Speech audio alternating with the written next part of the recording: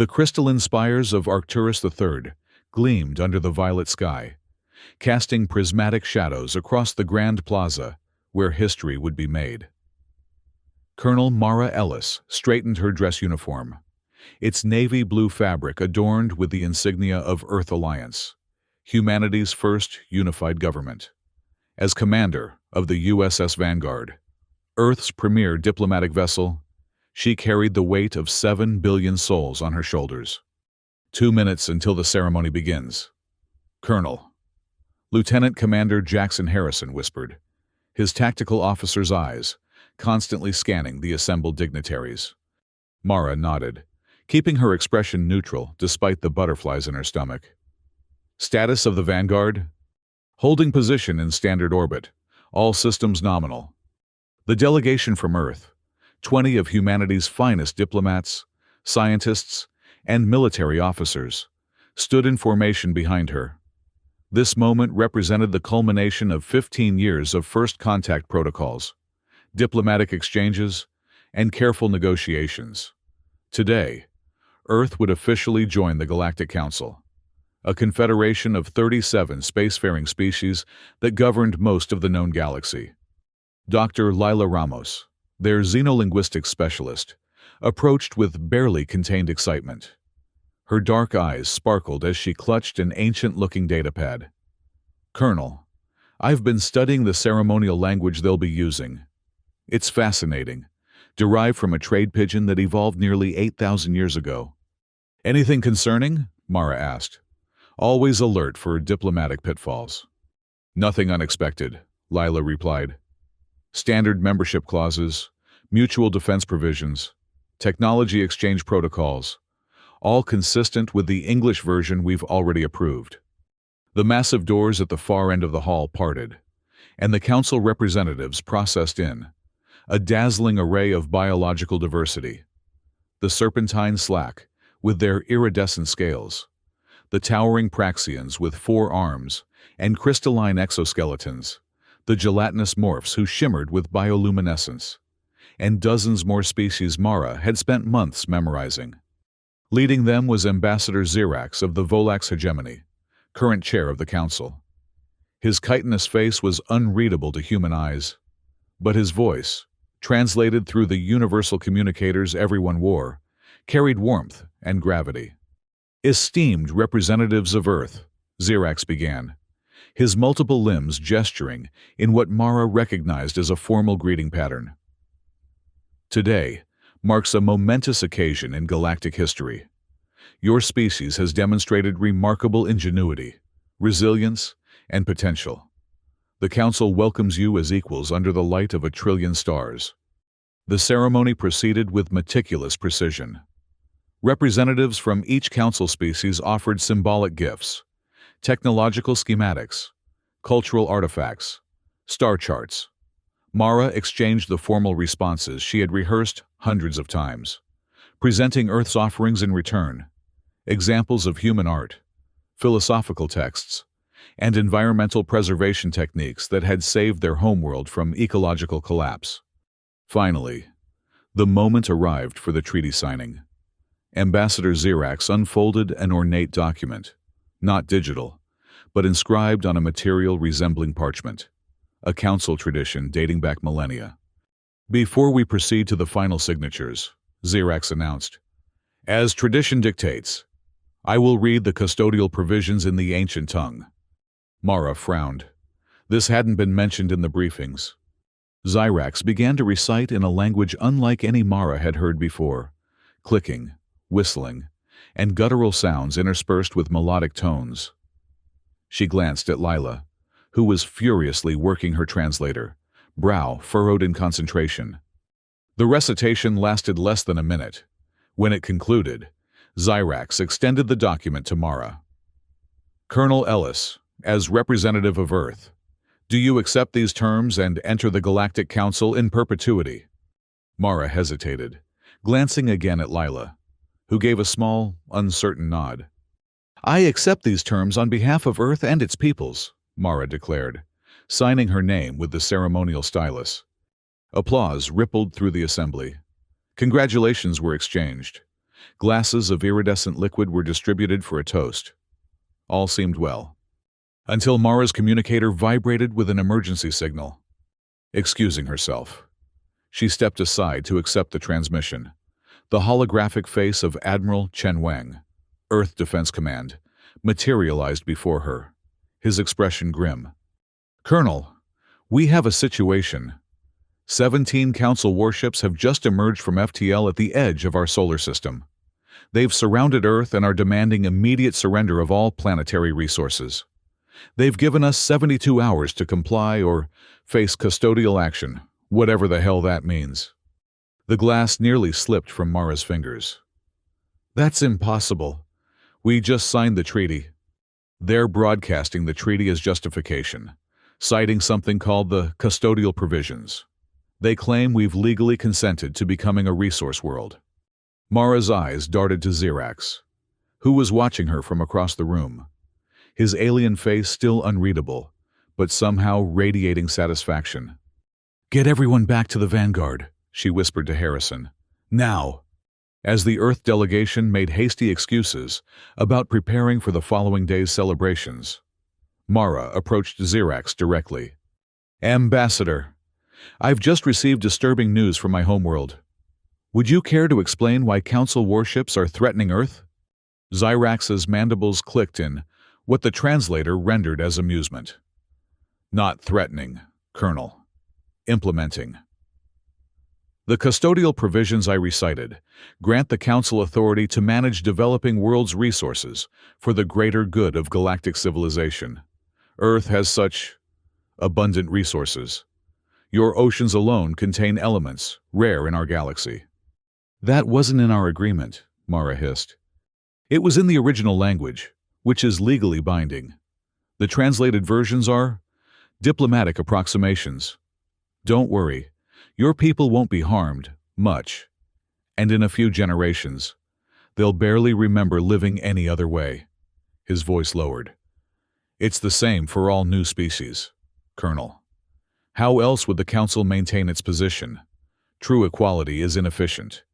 Mara controlled her expression with military discipline, but inside, rage bloomed like a supernova. "I see. Thank you for the clarification, Ambassador." She turned away, mind racing. The carefully planned reception aboard the Vanguard that evening was swiftly transformed into an emergency war council. Colonel Ellis addressed her senior staff in the ship's secure conference room, faces grim around the holographic display of Earth, surrounded by Council vessels. "We've been played," Mara stated flatly. "The treaty contains hidden provisions that essentially enslave Earth as a resource colony. Dr. Ramos is working to translate the full text of what Xerax recited." "We're outgunned," Lieutenant Commander Harrison observed, manipulating the tactical display. "Those ships represent technology centuries beyond our most advanced systems." Mara nodded. "Which is why we're activating Secret Falcon Protocol." The room fell silent. Secret Falcon had been developed as a contingency plan if first contact went catastrophically wrong. A plan few believed would ever be needed. "Communications. Send the authentication code to Earth Defense Command. Authorization Ellis Omega 73. Mara's voice was steel. "And contact Maya Cruz. Tell her Prometheus is lit." On Earth, Admiral Wang received the authentication code and immediately issued orders that had been prepared years ago but never expected to be used. Earth's modest defense fleet accelerated toward the moon, appearing to organize a last-ditch defensive position. Meanwhile, disguised cargo ships began quiet evacuations of key personnel and resources to harden bunkers on Mars and Europa. Aboard the Vanguard, Dr. Lila Ramos worked feverishly with her team, decoding the ancient language Xerax had recited. Her laboratory was a storm of holographic symbols and reference materials. "It's worse than we thought," she finally reported to Mara. "The provisions don't just claim our resources. They establish a neural compliance protocol. They're planning to implement some kind of control technology to make humanity docile workers." Mara's jaw tightened. "How long to decode their defense systems?" 3 days, minimum, Lila replied. Their encryption is like nothing we've seen. We don't have 3 days. Lila hesitated. There might be another way. Their systems must connect to a central network to coordinate. If we could find a back door. Do it, Mara ordered. While the Vanguard maintained its diplomatic pretense, Maya Cruz, officially listed as a cultural attaché, but in reality, Earth's top intelligence operative, slipped away from the delegation. Using techniques perfected during years of covert operations on Earth, she navigated the shadows of Arcturus III's capital city until she reached a nondescript building in the industrial district. A hooded figure waited inside. The stars grow dim, the figure said in greeting. But memory lights the darkness, Maya responded with the countersign. The hood lowered, revealing a Praxian, one of the 4-armed crystalline beings from the council ceremony. Unlike its fellows, this one's exoskeleton was matte black, rather than translucent. I am Kextral of the Orion Democratic Alliance, the Praxian said.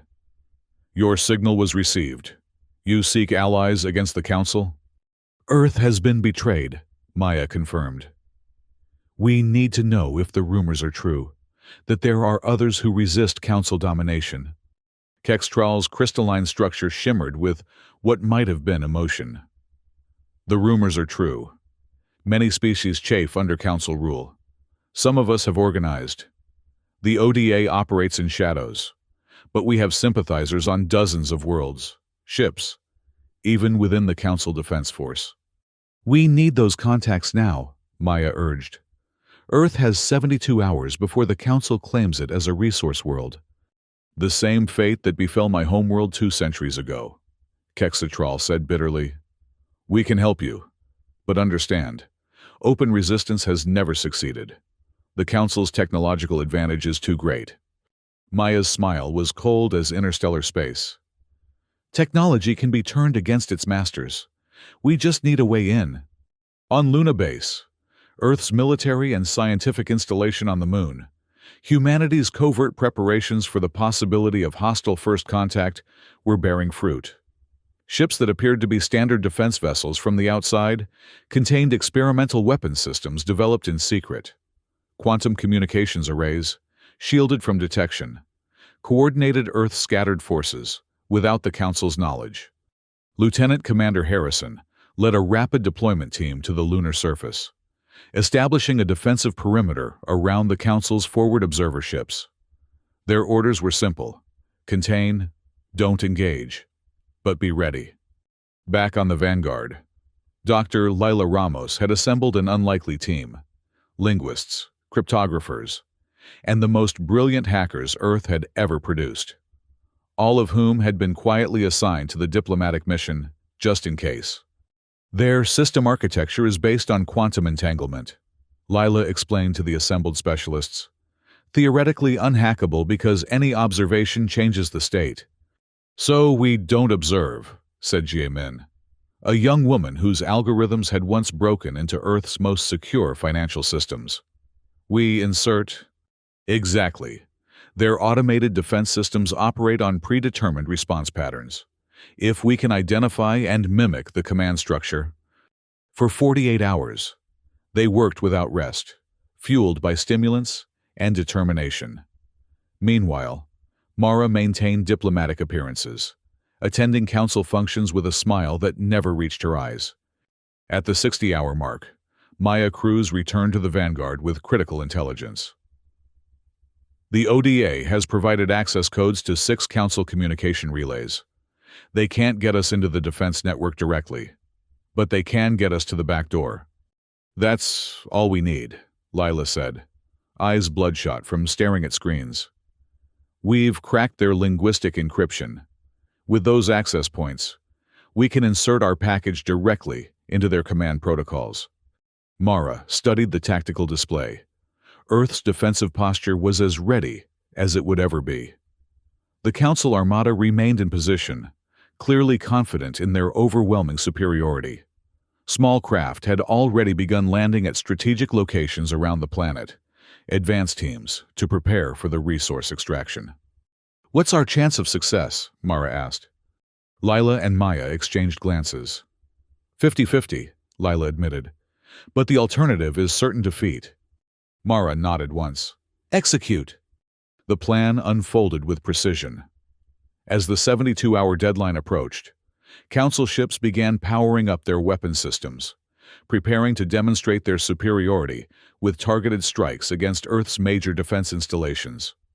What they didn't know was that every communication they sent was now being intercepted, analyzed, and modified by Lila's team. Every automated defense protocol was being subtly rewritten. Every targeting system was being redirected. The Council's first sign that something was wrong came when their forward observer ships on the lunar surface suddenly lost contact with the fleet. Lieutenant Commander Harrison's teams had moved in, using short-range jammers to isolate them. Aboard the Council flagship, Ambassador Xerax received increasingly disturbing reports. Impossible, he chittered to his command staff. Their technology is primitive. They can't possibly have breached our systems. At that moment, the massive view screens on his bridge flickered. The Council insignia vanished, replaced by a simple image: Earth's flag. Colonel Mara Ellis's face appeared next. Her expression was no longer that of a diplomat, but a warrior. Ambassador Xerax, she said calmly, the Earth Alliance has considered your custodial provisions and found them unacceptable. We are hereby providing our response. The screen changed again, displaying a single word in the ancient Council language that Xerax had used during the treaty ceremony. Run! Simultaneously, throughout the solar system, on every Council ship and communication relay, the same message appeared, and then chaos erupted.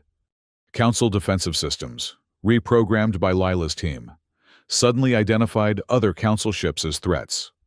Automated weapon platforms turned on their own vessels. Communication systems broadcast false orders.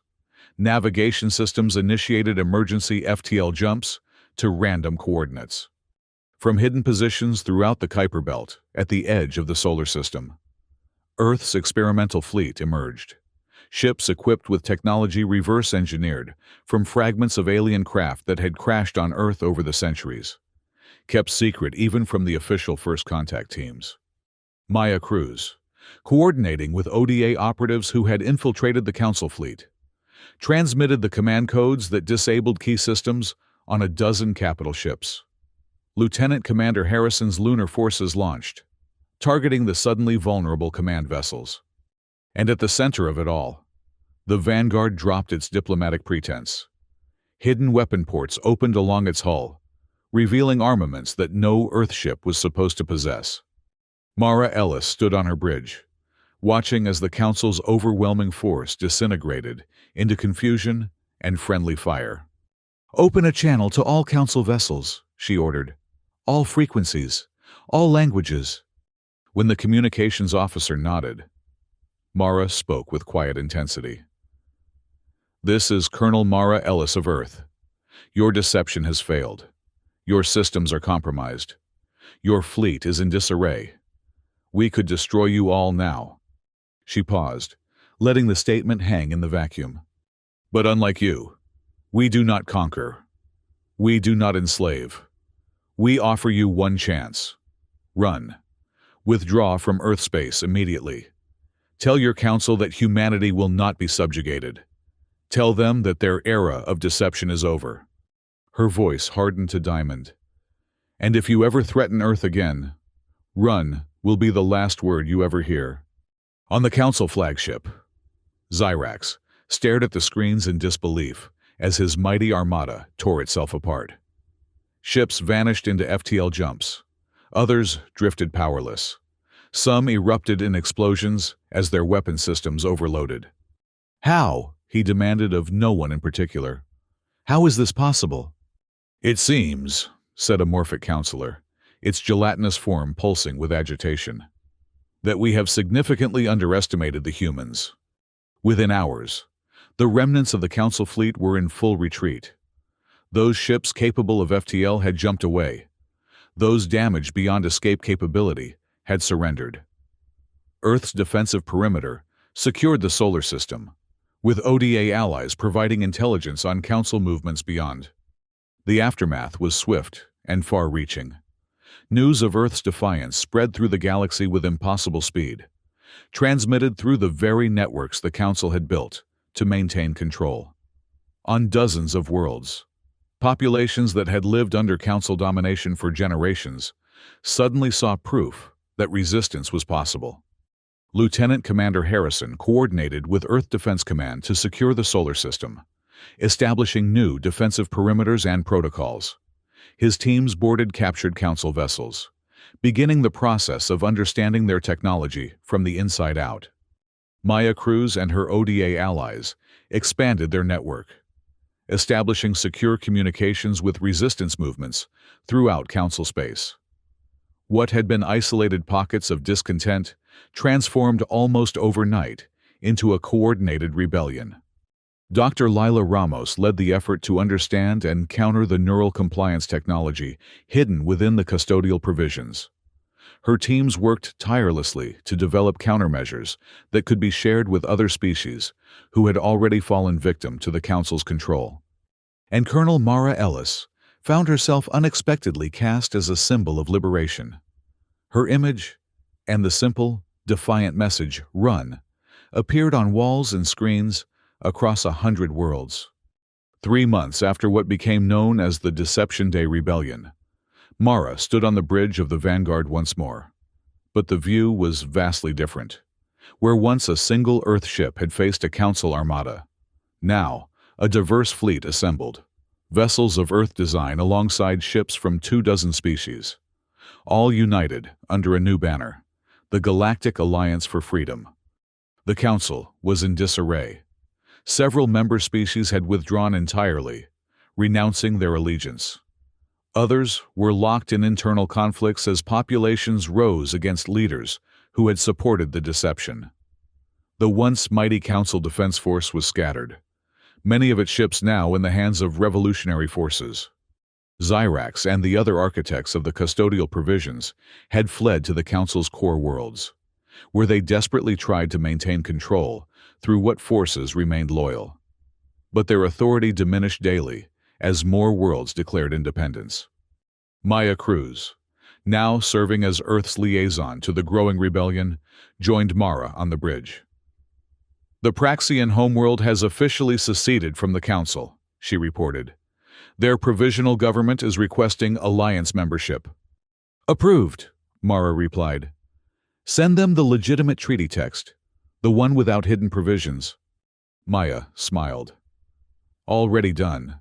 Kextral insisted on serving as their representative. The ODA network has expanded to 73 worlds now. "And the neural compliance systems?" Dr. Ramos and her team have developed a countermeasure. It's being distributed to affected populations. Early results are promising. People are waking up, literally and figuratively. Mara nodded, watching the stars beyond the view screen. So much had changed so quickly. Earth had gone from near subjugation to the center of a galactic revolution in a matter of months. "We need to be careful," she said softly. "Power shifts like this create vacuums. The last thing the galaxy needs is for the Alliance to become just another council." "That's why you're leading it," Maya replied. "No one else has your moral compass." Mara had indeed been named interim director of the Alliance, a position she had reluctantly accepted only after insisting on a constitutional framework that distributed power among all member species. "We've received a communication," the bridge officer announced. "From Council Space. Ambassador Xyrax is requesting a direct channel." Mara straightened her uniform. "Put him through." Xyrax's image appeared, his once confident posture now diminished. "Colonel Ellis," he began, mandibles clicking nervously. "The Council wishes to discuss terms of coexistence." "Not with you," Mara replied flatly. "Not with any who participated in the deception. The Council as it exists is no longer recognized as legitimate by the Alliance worlds." "You cannot simply dismiss 10,000 years of galactic governance," Xyrax protested. "We already have. But we're not interested in destruction, Ambassador. Only transformation. When the Council worlds have established truly representative governments, ones that respect the sovereignty of all species, then we can discuss formal relations. And until then? Mara's expression was implacable. Until then, the Alliance will continue to grow. We will continue to share the truth about the custodial provisions. We will continue to free worlds from neural compliance technology. And we will defend any people who wish to determine their own destiny. She leaned forward slightly. The age of deception is over, Ambassador. The age of freedom has begun. After terminating the communication, Mara gazed at the fleet assembled around the Vanguard.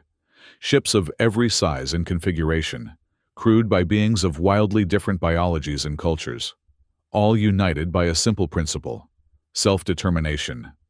Lieutenant Commander Harrison approached with a datapad. The Alliance Charter has been ratified by the 28th member world, he reported. We now officially represent the majority of intelligent species in the known galaxy. Good, Mara said. Prepare for the first formal assembly. It's time to begin building something that will last. The following week, representatives from all Alliance worlds gathered in a massive space station constructed in neutral territory, a physical symbol of their commitment to equality among species. The Earth delegation, led by Admiral Wang himself, received a standing ovation that lasted nearly 10 minutes. Dr. Lila Ramos presented her findings on the neural compliance technology, along with the countermeasures her team had developed. The implications extend beyond the immediate liberation, she explained. This technology has likely been used for centuries, possibly millennia, to maintain Council control. As it's neutralized, we may see rapid cultural and technological evolution among affected species. Indeed, already there were signs of renaissance on worlds where the compliance effect had been lifted. Ancient traditions, suppressed for generations, were being rediscovered. Indigenous technologies, systematically dismissed by Council overseers as primitive, were being integrated with advanced systems to create innovative new approaches. As the Assembly's inaugural session drew to a close, Mara Ellis was formally confirmed as the first director of the Galactic Alliance for Freedom. Taking the podium, she surveyed the diverse gathering, a living tapestry of sentient expression that would have been impossible under Council rule. Our beginning was not auspicious, she began. A deception designed to enslave became instead the catalyst for liberation. A treaty meant to bind became the key to freedom, and a single word, run, transformed from a threat into a rallying cry.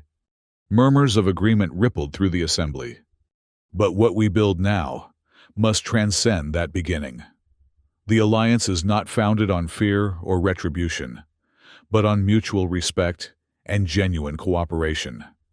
We do not seek to replace one hegemony with another, but to create a civilization where diversity is our greatest strength. She gestured to the view screen behind her, which displayed a real-time map of known space. Alliance worlds glowed blue, former Council territories red, with neutral or undecided regions in yellow.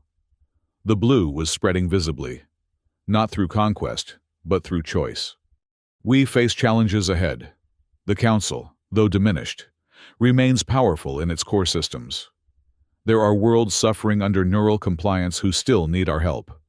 There are resources to be allocated, disputes to be resolved, technologies to be developed and shared. Her voice strengthened.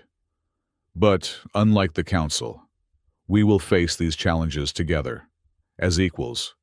No hidden provisions, no deceptive translations, no species above another. The applause was thunderous, a cacophony of different appendages creating sound in different ways, yet somehow harmonious in its shared enthusiasm. 6 months after Deception Day, Mara Ellis stood in her private quarters aboard the Vanguard, gazing at a holographic display of Earth, blue and green and perfect against the darkness of space. The planet was thriving, its people energized by their new role in galactic affairs. Knowledge and technology flowed freely among Alliance worlds, accelerating development in everything from medicine to FTL propulsion. A chime announced a visitor. "Enter," Mara called. Dr. Lila Ramos stepped inside, looking more rested than she had in months. "Director," she greeted Mara with a smile. "The final neural compliance countermeasure deployment is complete. All known affected worlds have been treated." "Excellent work, Doctor.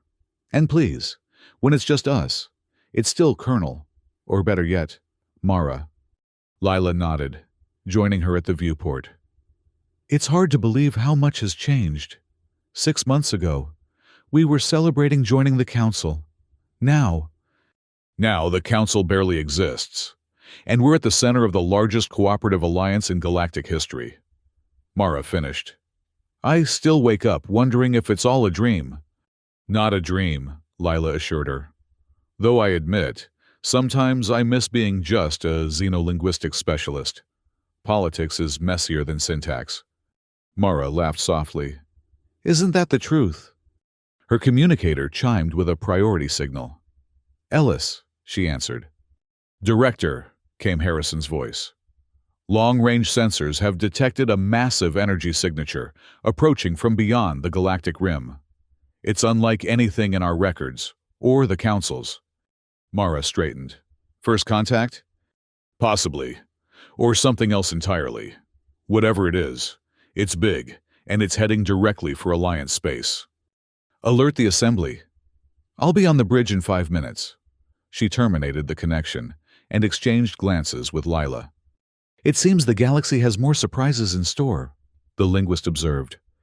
"Good," Mara replied with a determined smile.